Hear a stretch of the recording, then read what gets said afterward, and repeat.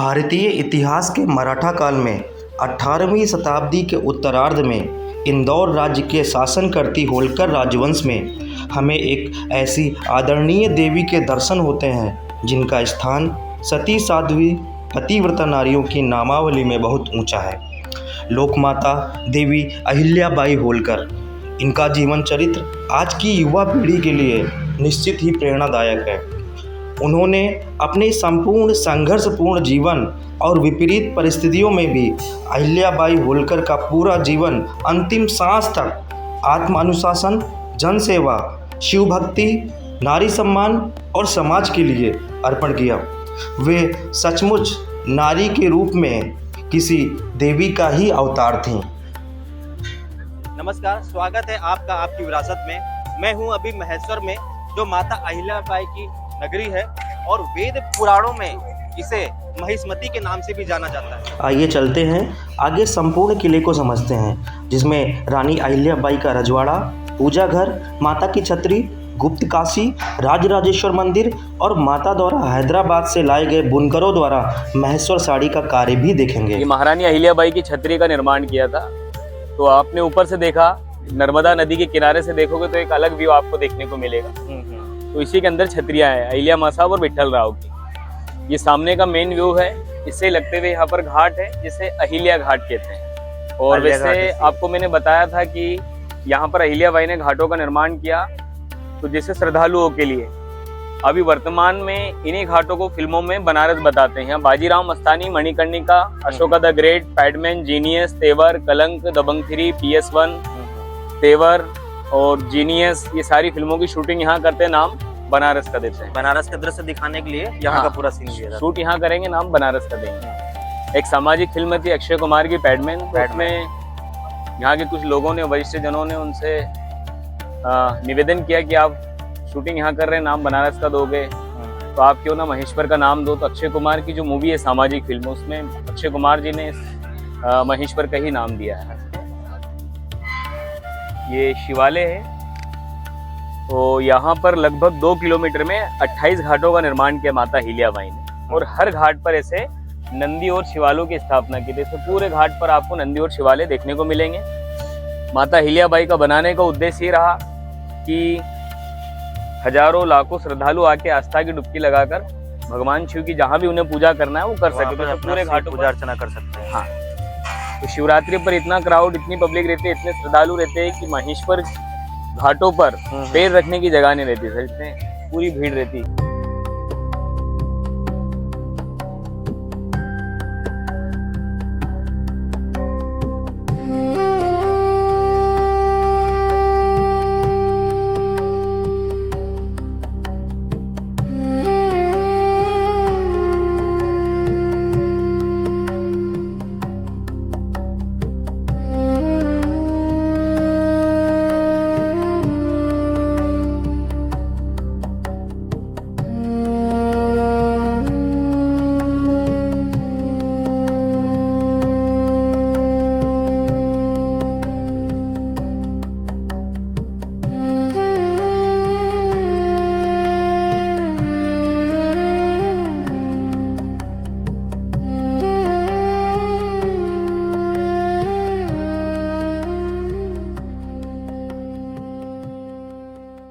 हम लोग महेश्वर किला के अंदर पहुंच चुके हैं। और भैया यहाँ पर क्या है, कैसे है?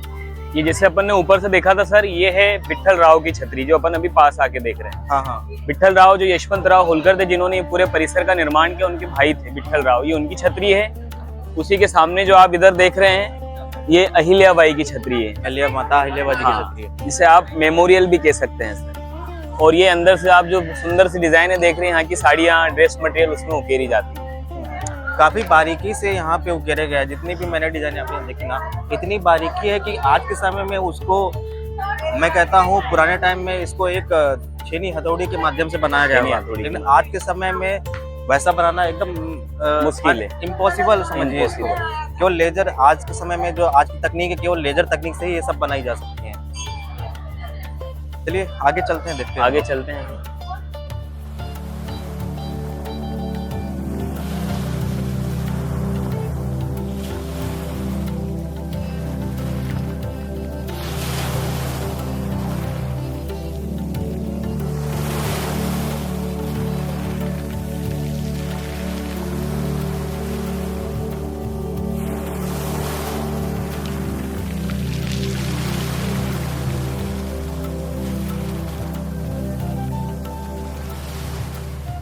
देख रहे हैं ये महारानी देवी अहिल्याबाई के निधन के बाद उन्होंने उनके ससुर जी ने दत्तक पुत्र लिया था तुकोजी राव। तुकोजी राव के बेटे थे प्रथम यशवंत राव। उन्होंने 1799 को इसका कार्य बनाना प्रारंभ किया था और 1799 मीन्स 1799 में इसका कार्य बनाना प्रारंभ किया था। बीच में यशवंत राव की मृत्यु हो गई। उनकी वाइफ थी कृष्णाबाई, उन्होंने इस कार्य को कंटिन्यू रखा जो ये 1834 को बनकर कंप्लीट हुआ। इसमें मराठा राजपूताना आर्किटेक्चर के एक अद्भुत मिलाप है और लोकल में एक पत्थर पाया जाता है ब्लैक बेसाल्ट। तो इसे पूरा बनने में 35 वर्ष लगे हैं, 35 साल लगे हैं इसे पूरा बनने में। तो ये जैसे आप देख रहे हैं ये उनकी याद में बनाया, ये मंदिर नहीं है, माँ साहब की छतरी कहा जाता है। तो यहाँ पर उनकी होलकर परिवार में जिनका भी निधन होता है अंतिम संस्कार नर्मदा नदी के किनारे किया जाता है। उनका पारिवारिक एक शमशान भी है नीचे नर्मदा नदी के किनारे। तो यहाँ पर माता अहिल्याबाई के निधन के बाद जो उनका अंतिम संस्कार नीचे किया था, जहाँ आज भी उनका धन स्थल है, जहाँ उनका क्रियाक्रम अंतिम संस्कार किया, तो यहाँ पर उनकी प्रतिमा स्थापित करके ये छतरी का निर्माण किया। तो इसे अहिल्याबाई की छतरी भी कहा जाता है और महारानी अहिल्याबाई के कर्म के आधार पर उनको देवी की उपाधि मिली। लोग उन्हें रानी, महारानी, एक महान शासक थी, लोग उनकी पूजा भी करते हैं क्योंकि उनको मराठी में पुण्य श्लोक कहा जाता है। तो इसे अहिलेश्वर मंदिर भी कहा जाता है। उसी के सामने जो आप देख रहे हैं, जिन्होंने ये कार्य बनाना प्रारंभ किया था महाराजा यशवंत राव होलकर, उनके भाई थे विठल राव, सामने उन्हीं की छतरी है। और यही किले में जो आप बारीकी की डिजाइने देख रहे हैं, यहाँ की जो प्रसिद्ध महेश्वरी साड़ियाँ हैं, ये डिजाइने उसमें उकेरी जाती है। बूटी बूटा बॉर्डर पे ये सारी डिजाइनें उसमें उकेरी जाती। तो अब देखेंगे आप लोग।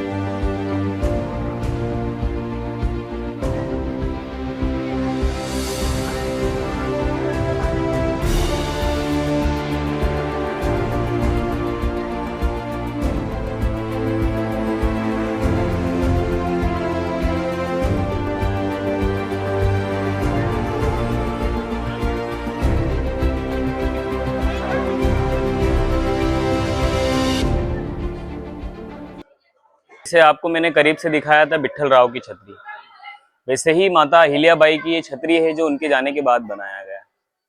तो ये आप करीब से देख रहे हैं, इसे अहिल्याबाई की छतरी कहते हैं। अहिलेश्वर मंदिर भी कहा जाता है और मंदिर के गर्भगृह में भगवान विष्णु के 10 अवतार हैं।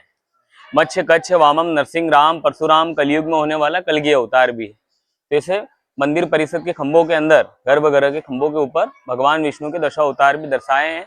और मंदिर के गेट पे जाते हैं तो छोटे छोटे गेट के ऊपर भी 10 अवतार दर्शाए गए हैं। कल्कि अवतार को भी यहाँ पे दिखा दिया गया। हाँ, कल्कि अवतार को भी दिखाया गया है।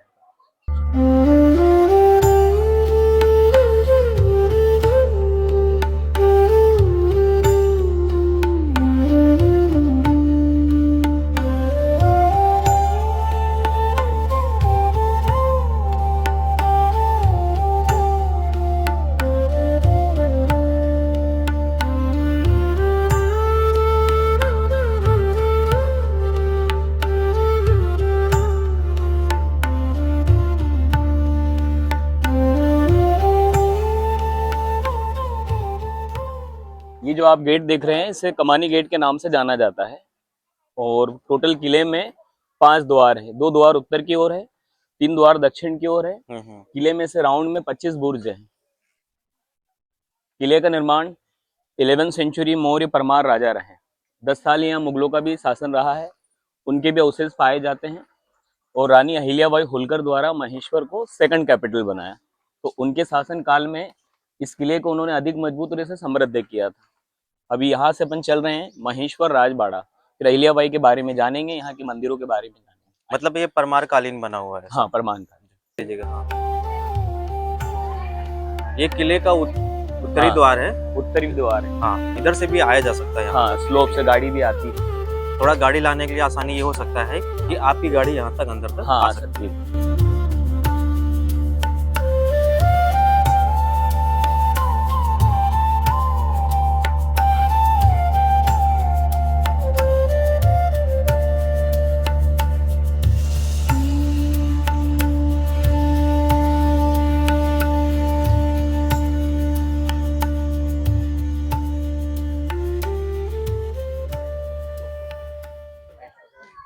अभी जैसे किले के अंदर, किले के बाहर के 2 गेट देखें उत्तर की ओर के।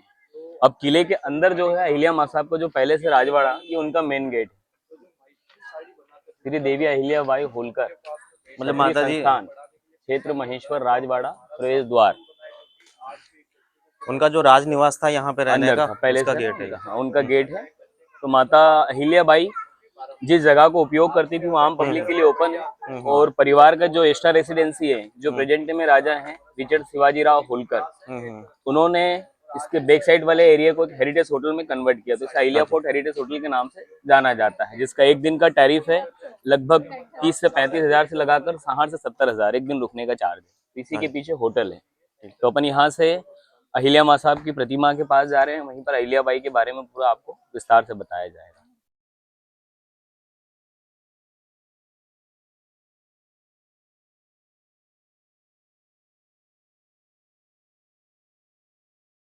ये महेश्वर राजवाड़ा अहिल्याबाई का पैलेस, इसी के पीछे जो आप देख रहे हैं उधर द्वार है अंदर जाने के लिए। हाँ जी। जो होटल का एरिया हो चुका है वो, जिसे अहिल्या फोर्ट हेरिटेज होटल के नाम से जाना जाता है। तो बैक साइड में होटल है। अब इधर से चल रहे हैं, अहिल्या माँ साहब का राजवाड़ा देखेंगे, जहाँ से अहिल्या माँ साहब न्याय करते थे, डिसीजन लेते थे। फिर उनका देखेंगे देवघर, जहाँ पर सोने चांदी की प्रतिमाएं रखी है, उनके बारे में पूरा विस्तार से जानेंगे अहिल्या माँ साहब की प्रतिमा के। आइए।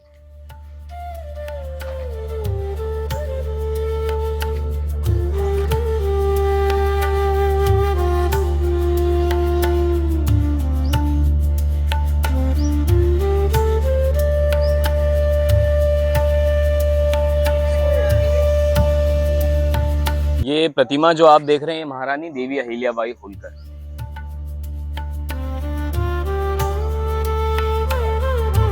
ये प्रतिमा पंच धातु की है, 2 टन इसका वेट है। एक महाराष्ट्र के धुलिया के एमएलए थे अन्ना अनिल गोटे साहब, इनके द्वारा 2011 में नर्मदा नदी के किनारे स्थापित की थी, जहां माता अहिल्याबाई का अंतिम संस्कार किया। 2013 में यहाँ पर बाढ़ आने के कारण, फ्लड आने के कारण ये प्रतिमा को ऊपर लाकर रखा गया है। यहाँ के होलकर साहब से चर्चा करके और शासन से चर्चा करके क्रेन के जरिए ऊपर लाकर यहाँ स्थापित किया है। तो यहाँ ये सुरक्षित है, यहाँ पर पानी का लेवल नहीं आता, इसलिए यहाँ पर रखी गई है। अब रानी अहिल्याबाई के बारे में जानेंगे तो रानी अहिल्याबाई का एक साधन से जीवन रहा है और इनका जन्म स्थान महाराष्ट्र में एक छोटा सा गांव है चोंडी, तहसील जामखेड़, डिस्ट्रिक्ट अहमदनगर। अहमदनगर का नाम महाराष्ट्र सरकार ने चेंज करके अहिल्या नगर कर दिया। वो जिले को महाराष्ट्र में इन्हीं के नाम से जाना जाता है। इनके पिताजी थे मांडकोजी राव शिंदे, माता राम का नाम सुशीलाबाई शिंदे। एक साधन से परिवार की रहने वाली किसान की बेटी थी, कोई रॉयल फैमिली से अहिल्याबाई नहीं थी।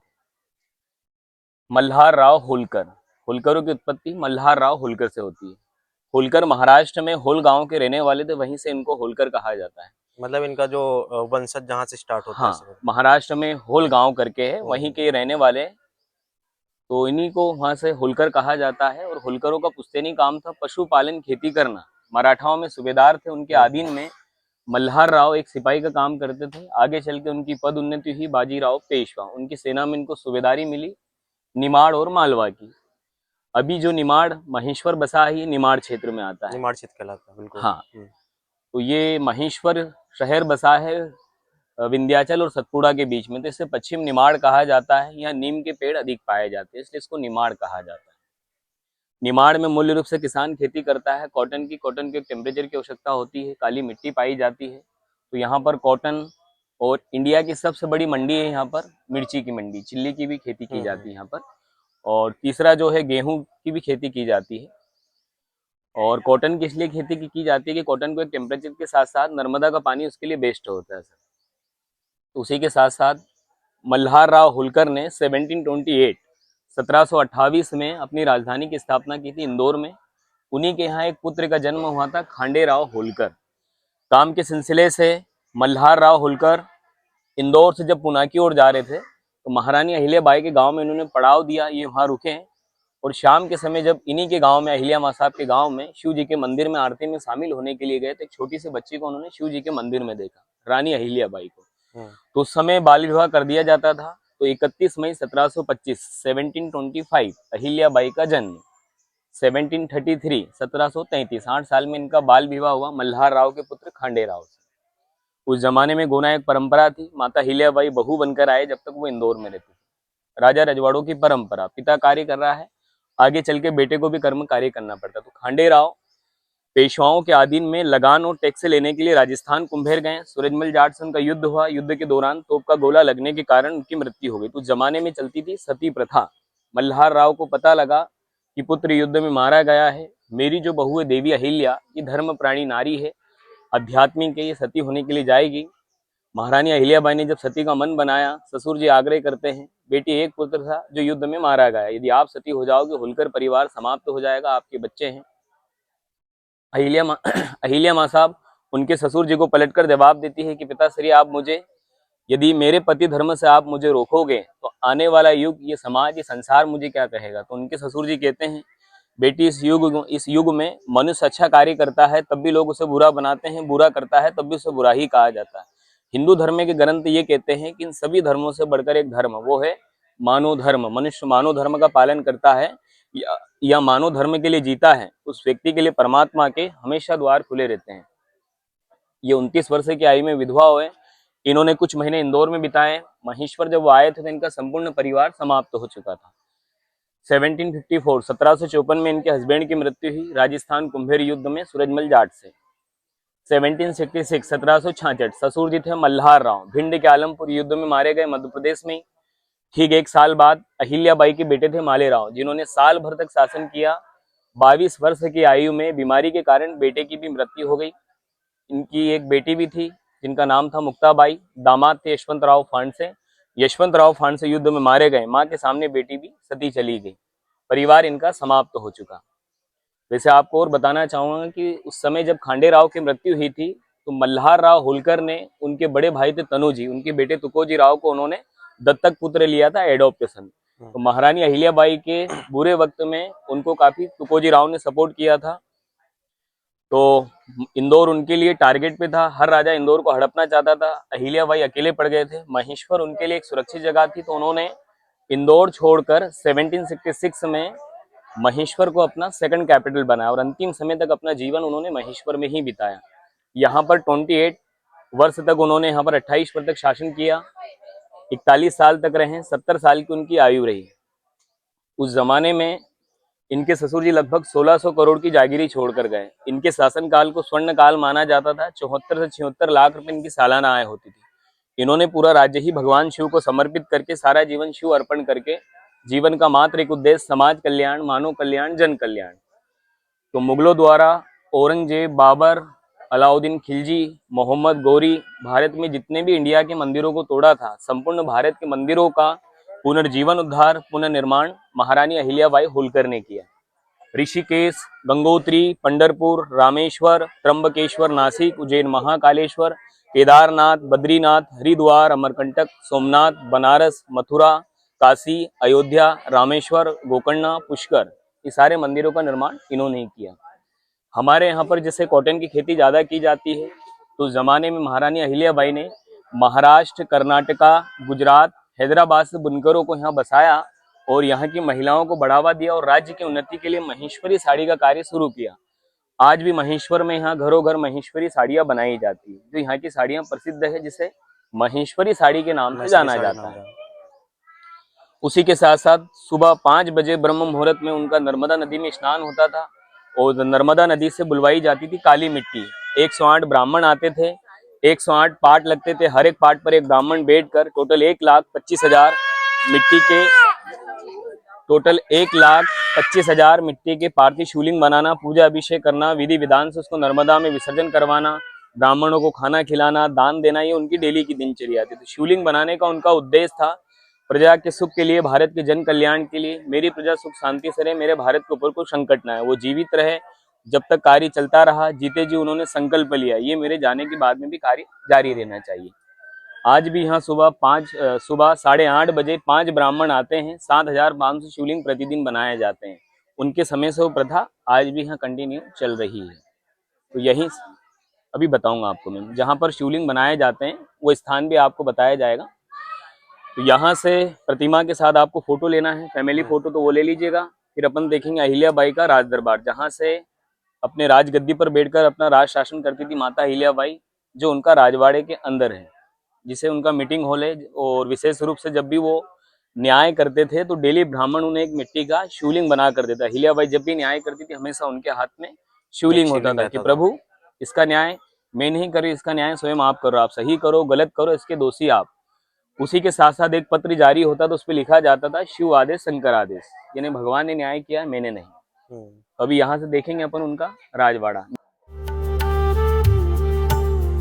ये भारत का नक्शा है। माता हिल्याबाई ने 29 जगह मंदिरों को और घाटों का जीवन उद्धार करवाया, धर्मशालाओं का, जैसे 29 जगहों पर पूरे इंडिया में। अभी यहीं से चल रहे हैं महारानी देवी अहिल्याबाई का राज दरबार, उनका मीटिंग हॉल है, इधर आइए।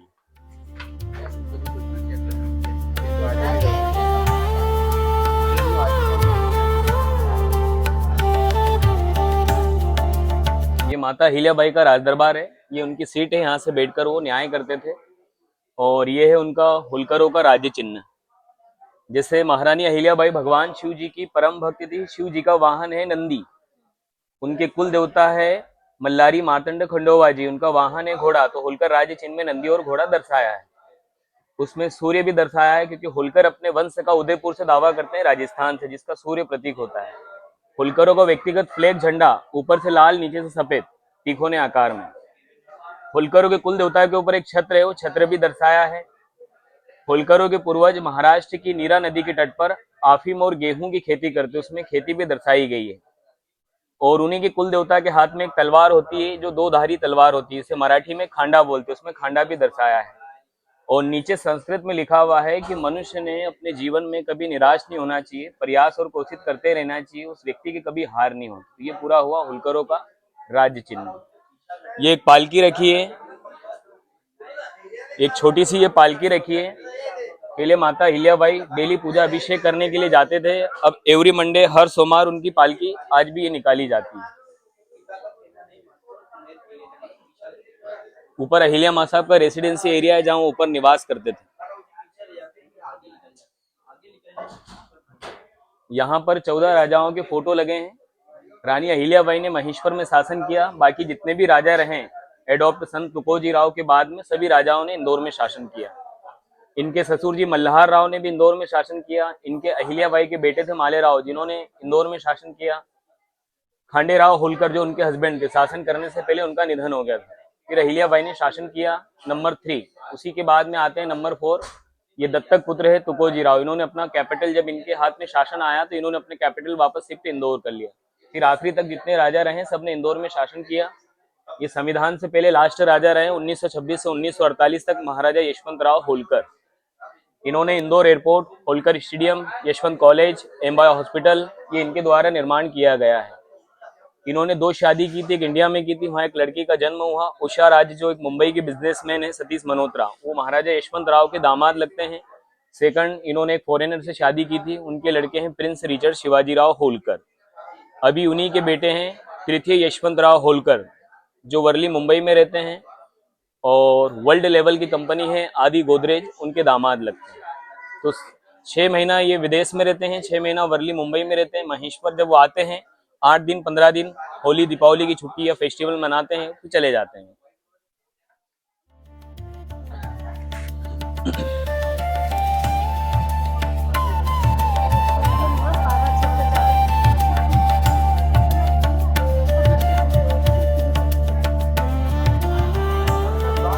ये उनकी सीट है, यहाँ से बैठकर न्याय करते थे।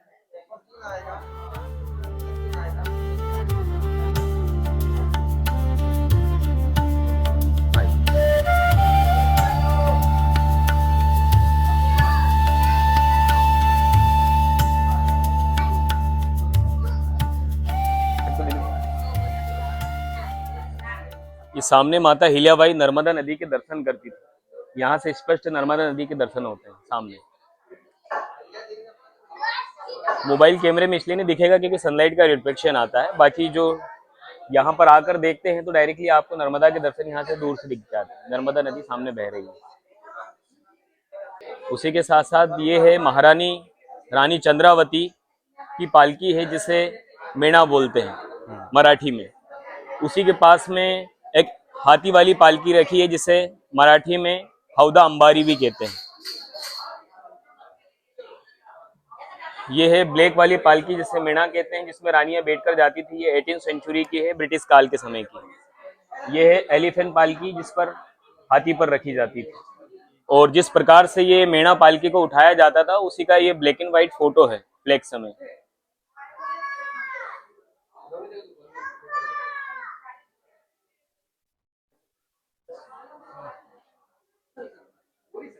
अभी यहाँ से चल रहे हैं महारानी देवी अहिल्याबाई का देवघर, जहां पर फोटोग्राफरी नॉट अलाउड रहेगी। वहां पर 22 किलो 400 ग्राम प्योर गोल्ड का झूला है, काफी सारे चांदी के मुकुट रखे हैं। शिव पंचायतन, विष्णु पंचायतन, राम पंचायतन, सभी भगवानों का परिवार है। और माना जाता है कि जैसे महेश्वर बसा है नर्मदा नदी के किनारे, तो इंडिया में नर्मदा ही मात्र एक ऐसी नदी जिसकी पैदल परिक्रमा लगाई जाती है, और भारत में नर्मदा ही मात्र एक ऐसी नदी है जिसके कंकर भी भगवान शंकर के स्वरूप पूजाते हैं। भारत में नर्मदा ही मात्र एक ऐसी नदी है जो विपरीत दिशा में बहती है, पूर्व से पश्चिम की ओर। गंगा और नर्मदा नदी में यदि कंपेयर करते हैं तो गंगा मैया की उत्पत्ति हुई थी सतयुग में मनुष्य के जन कल्याण के लिए, कहते हैं गंगा में डुबकी लगाओ पापों से मुक्ति। और नर्मदा नदी की जो उत्पत्ति हुई है भगवान शंकर से उत्पत्ति हुई है, और इनकी उत्पत्ति का उद्देश्य ये है कि यह है देवताओं के जन कल्याण के लिए। अब जो कार्य गंगा में डुबकी लगाने से होता है वो नर्मदा के दर्शन मात्र से ही। और माना जाता है कि भगवान शंकर जी का शिव जी का वरदान है नर्मदा नदी को, कि भगवान नर्मदा नदी के किनारे कोई संत महात्मा, ऋषि मुनि, विद्वान या असुर आकर तप करते हैं तो भगवान शंकर नर्मदा नदी के किनारे जल्दी प्रकट होते हैं। तो ये बड़े बड़े संत महात्मा, ऋषि मुनि, विद्वानों की तपोस्थली भी रह चुकी है। यहाँ पर आदि गुरु शंकराचार्य, मंडल मिश्र ऐसे भारत के बड़े विद्वान थे, उनके संवाद भी इस महेशमती नगरी में है। और बाणासुर एक असुर थे, उनकी भी तपोस्थली महेश्वर रह चुकी है। उसी के साथ साथ भगवान परशुराम जी की भी तपोस्थली रह चुकी है। माना जाता है कि यहाँ भगवान शिव जी ने अग्निबाण से त्रिपुरा असुर का वध किया था। तो यहाँ से आउटसाइड में 2 शिवालय की वहाँ उत्पत्ति हुई, जिसे कालेश्वर, जालेश्वर के नाम से जाना जाता है। माना जाता है कि कुछ उनके अंश वहाँ गिरे थे जहाँ कालेश्वर, जालेश्वर की उत्पत्ति, तो वो आउटसाइड है वो। यहाँ से भी चल रहे हैं पार्थिव शिवलिंग देखेंगे, उसका आप फोटो वीडियो ले सकते हैं जिस प्रकार से जिन पार्टों पर वो शिवलिंग बनाते हैं। बाकी उसी के आगे देखेंगे उनका देवघर, जहाँ फोटोग्राफरी वंचित रहेगी, अलाउड नहीं रहेगी। ये पालकी जो आप देख रहे हैं ये साल भर में 2 बार निकाली जाती है पूरे महेश्वर शहर में। इनकी पुण्यतिथि, जन्म तिथि पर निकाली जाती है, अभी भी निकाली जाती है। अहिल्या माँ साहब की पुण्यतिथि, जन्म तिथि पूरे महेश्वर शहर में। यहाँ से भी जा रहे हैं देवी अहिल्याबाई के समय जो पार्थिव शिवलिंग बनाए जाते थे उनके समय से प्रथा आज भी चल रही है। आपको दिखाए जाएंगे लकड़ी के पार्ट जिन पर वो शिवलिंग बनाए जाते हैं। आइए।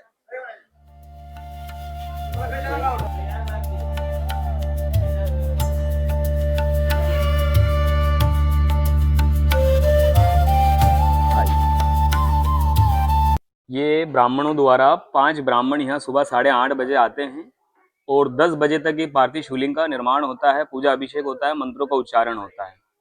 दोपहर को 12 बजे विसर्जन कर दिया जाता है। ये माता अहिल्याबाई के समय से प्रथा चली आ रही है। यदि आप 8:30 और 10 के बीच में आते हैं तो अंदर जाना भी अलाउड है, अंदर भी जाके आप करीब से दर्शन कर सकते हैं। और पार्थिव शिवलिंग के दर्शन करना ऐसे शिव पुराण में माना जाता है कि ज्योतिर्लिंग दर्शन करने के समान माना जाता है। ब्राह्मण जब बनाते हैं, जब तक इसे पार्थिव कहा जाता है, पार्थिव का मतलब होता है खाली खोखा, उसमें कोई शक्ति या जान नहीं है। ब्राह्मण जब 1 से सवा घंटा पूजा अभिषेक करते हैं तो बताते हैं कि भगवान शंकर इसके में वास करते हैं, भगवान शिव जी वास करते हैं, इसलिए इनके दर्शन करना ज्योतिर्लिंग दर्शन करने के समान माना जाता है। तो उनके समय से प्रथा आज भी यहाँ चल रही है। मैं आपको जो बताने जा रहा हूँ, महेश्वर शहर जो माता अहिल्याबाई द्वारा इस शहर का नाम रखा गया है। बाकी हिंदू धर्म के ग्रंथों में इसका प्राचीन नाम है महिष्मती। महिष्मती पुराने वेद पुराणों में महिष्मती के नाम से जाना जाता। तो ये जैसे लिखा है महिष्मती, अहिल्याबाई द्वारा शहर का नाम महेश्वर रखा है। तो महिष्मती के बारे में भी जानेंगे और महिष्मती के जो राजा थे त्रेता युग से पहले के, तो उनके बारे में भी जानेंगे। यहाँ के राजा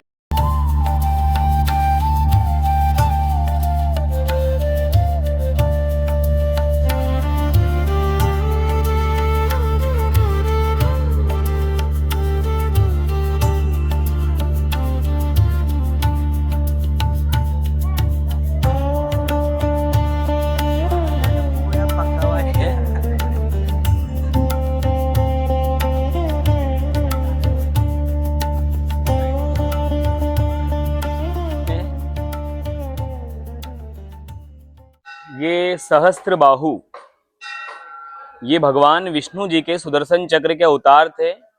इस महिष्मती नगरी में महिष्मान राजा के यहाँ चंद्रवंशी कुल में इन्होंने जन्म लिया था। भगवान दत्तात्रेय इनके गुरु थे। भगवान दत्तात्रेय के ये प्रिय शिष्य में से थे। तो दत्त भगवान ने इनको 10 वरदान दिए थे कि आप जिससे युद्ध करोगे आपकी विजय होगी। उसके मन में क्या चल रहा है ये भी जान जाओगे। जहां भी बल का प्रयास करोगे आपके हजारों हाथ की उत्पत्ति, अपार शक्ति, अपार बल।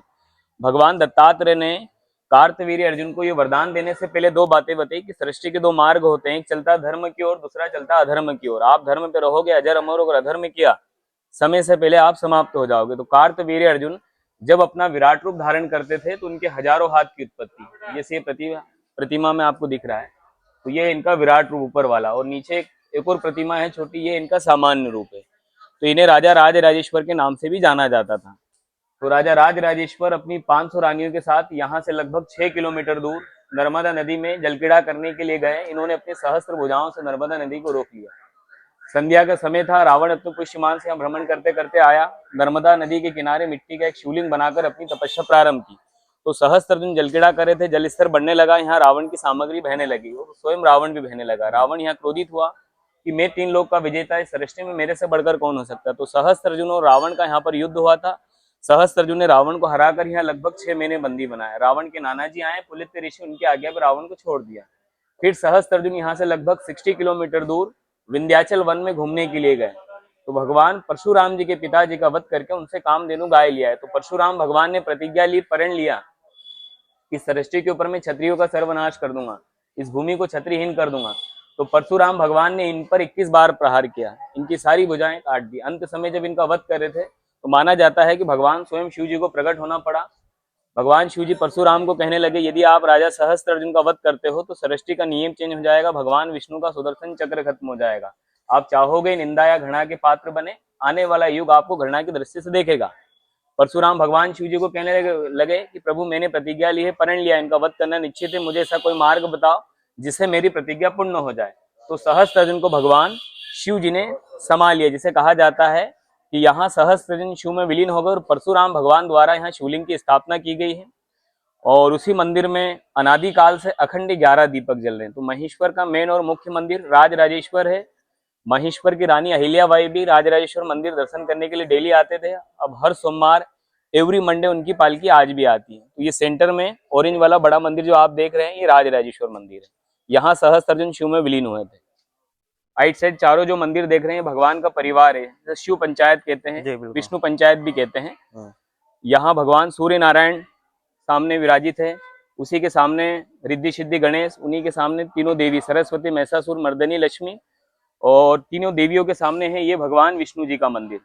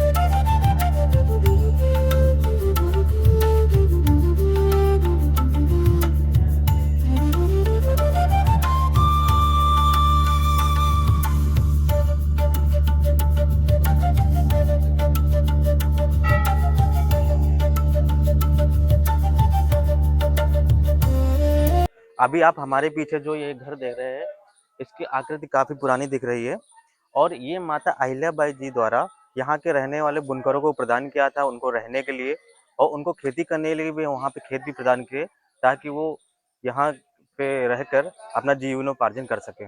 और आगे हम बढ़ेंगे, देखेंगे गुप्त काशी जिसे बोलते हैं, काशी विश्वनाथ मंदिर के दर्शन करेंगे। यहाँ से अपन जा रहे हैं, यहाँ से दर्शन के लिए जा रहे हैं काशी विश्वनाथ, जिसे गुप्त काशी भी कहा जाता है। भगवान काशी विश्वनाथ की किनके द्वारा स्थापना की गई? माता अहिल्याबाई के द्वारा। उन्हीं के बारे में जानेंगे अंदर चल के उनके परिसर में। आइए। अभी हम लोग प्राचीन काशी विश्वनाथ मंदिर के पास हैं। जी भैया, थोड़ा सा आप हमें ये बताइए जी। कि जो बनारस में विश्वनाथ जी हैं और यहाँ पे ये काशी विश्वनाथ जी का मंदिर है, दोनों में हम कैसे अंतर समझ सकते हैं? हालांकि दोनों माता अहिल्याबाई होलकर जी द्वारा वहाँ पे पुनरुद्धार कराया गया है, यहाँ पे शायद स्थापित है, तो दोनों में को हम अंतर कैसे कर सकते हैं, या दोनों की अलग अलग क्या विशेषता समझ सकते हैं? काशी विश्वनाथ जो बनारस में है, वो माता अहिल्याबाई ने सन 1780 में उसका पुनर्जीवन उद्धार करके शिवालय की स्थापना एक्चुअली में अहिल्याबाई ने ही स्थापित की। जो अभी आप काशी में शिवलिंग देखते हो, माता अहिल्याबाई द्वारा स्थापित, क्योंकि औरंगजेब ने उसे पूरा तोड़फोड़ कर दी थी। और माना जाता है कि जो यहाँ शिवालय स्थापित है, वो बताते हैं कि यहाँ का जो शिवालय है माता अहिल्याबाई ने बनवाया था वहाँ काशी के लिए। तो बताते हैं कि कुछ तिथि बट का मतलब तिथियों कम ज्यादा होने के कारण, तिथियां कम ज्यादा होने के कारण, घटबड़ होने के कारण फिर यहीं पर वो दूसरा शिवालय माता जी द्वारा पहुंचाया गया, वहां स्थापित हुआ।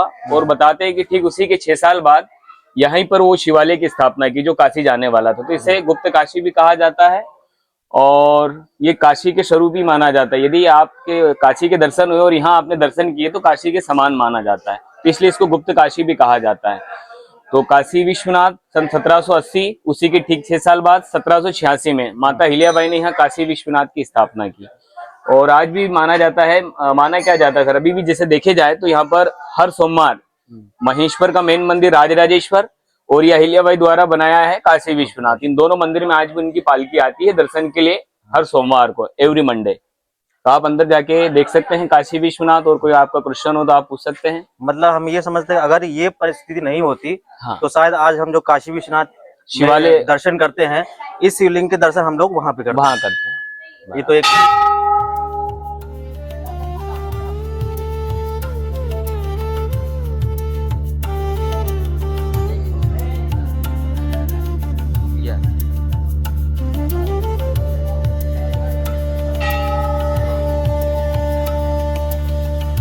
नीलम है, नीलम की नीलम नीलम।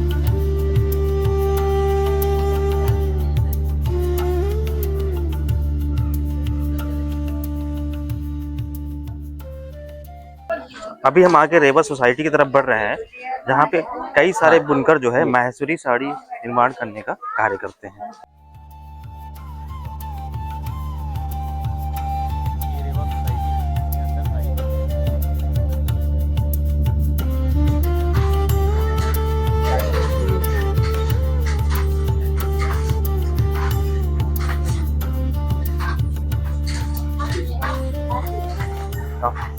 स्टार्ट है ना? ये महेश्वरी साड़ी, जो एक साड़ी को बनाने में, सिंपल साड़ी को बनाने में 2 दिन लगता है, फिर डिजाइन को डिफेंड करता है 8 दिन 15 दिन, 1 महीने तक की साड़ी बनती है। इसमें 50% सिल्क, 50% कॉटन, 100% सिल्क की बनती है। इसका रॉ मटेरियल बेंगलोर से आता है, वीविंग यहाँ पर होता है प्रॉपर। इसकी 6 महीने ट्रेनिंग भी होती है। और जितना जैसे एक सिंपल साड़ी को बनाने में 2 दिन लगता है, अगर उसमें समय ज्यादा लगेगा तो उसके अकॉर्डिंग उसकी प्राइस भी बढ़ेगी और उसके अकॉर्डिंग उसको समय भी लगेगा। मतलब ये निर्धारण जो है उसके समय अवधि पे निर्धारण करेगा। ये जो है यहाँ के होलकर साहब, प्रिंस रिचर्ड शिवाजी राव होलकर, उनकी वाइफ है सैली।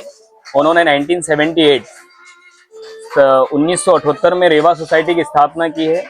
इसका जो भी प्रॉफिट होता है वो होलकर साहब नहीं लेते हैं, सोसाइटी के विकास में ही जाता है। तो इनके जैसे 70 से 80 लूम हैं और 20 से 25 कर्मचारी से अलग से मेंटेनेंस करने वाले हैं, जैसे धागों को रंगाई करना, मेंटेनेंस करना है। तो इसे लगभग 100+ लोगों का स्टाफ प्रॉपर रेवा सोसाइटी में। इसके अलावा उनके गुड़ी मुड़ी के नाम से भी है, तो वहाँ भी एक अलग स्टाफ है।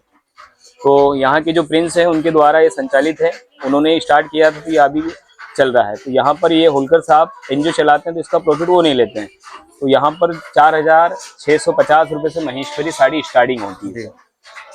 यहाँ पर इसमें साड़ियाँ हैं, ड्रेस मटेरियल है, जेंट्स के लिए 2.5 मीटर का कुर्ते का फैब्रिक मिलता है, 100% कॉटन का। इसका जो रॉ मटेरियल है वो बेंगलोर से मंगाया जाता है। बेंगलोर से मंगाया है। और माहेश्वरी साड़ी जिसे बोलेंगे उसमें जो हम कहें रॉ मटेरियल जो यूज करेंगे उसमें सिल्क का रहता है या कॉटन का इसमें- बोलेंगे, केवल उसी ही माहेश्वरी साड़ी बोलेंगे या फिर दोनों का हम मिक्स भी समझ सकते हैं? इसमें जो है कि महेश्वरी साड़ी जो है इसमें 50% सिल्क 50% कॉटन मतलब दोनों का मिक्स मिश्रण करके। ही मिश्रण माहेश्वरी भी है और निर्माण में काम लेंगे हम। हाँ, और प्योर सिल्क में भी बनती है। हाँ। तो सिल्क कॉटन और प्योर सिल्क, और ये अभी भी चल रहा है सर।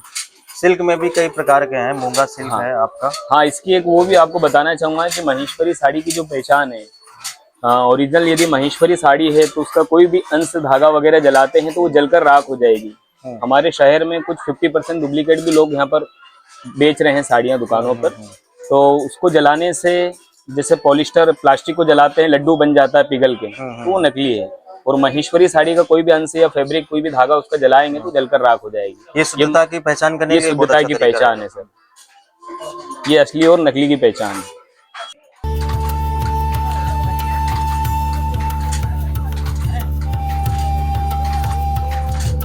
साड़ियाँ, ड्रेस मटेरियल दोनों है, ड्रेस मटेरियल भी है वो भी है।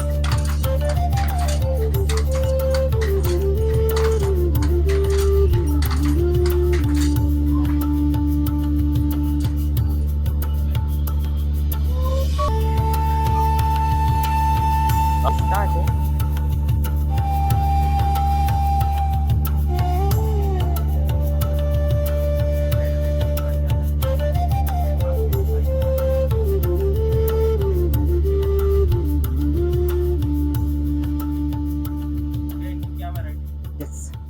ये यहाँ का जो स्पेशलिटी होता है ना सर, 2 से 3 दिन में एक साड़ी सैंपल बनता है, ओरिजिनल साड़ी। और जो मार्केट में रहता है सिंथेटिक पावरलूम, ये हम पावरलूम का नहीं करते, ओरिजिनल का ही काम करते हैं। ये मतलब इसका एक एक धागा जो है हाथ से बुना गया है। हाथ से विविंग किया है, हाँ जी सर। और जो मंदिर और पत्थरों पे जो बारी बारी डिजाइन रहता है ना हाँ, हाँ। बॉर्डर पे लेते हैं, हाँ, हाँ। जो नर्मदा नदी में जो धारे चलते हैं ना, वो उस पे किया है ये इसको। नदी की धारा दिखाया गया है। हाँ, जो लहरें चलती है ना वो स्पाइट किया है इसमें से। और मंदिर में जो आकृतियां उकेरी हुई हैं उसको कहीं पर दिखा सकते हैं, जो साड़ी में उनका इम्प्रेशन दिया गया हो। सर वो क्या रहता है, होता है कि सर जो बारीक बारीक डिजाइन रहता है ना बॉर्डर पे ही देता है, बड़ा डिजाइन नहीं बनता है।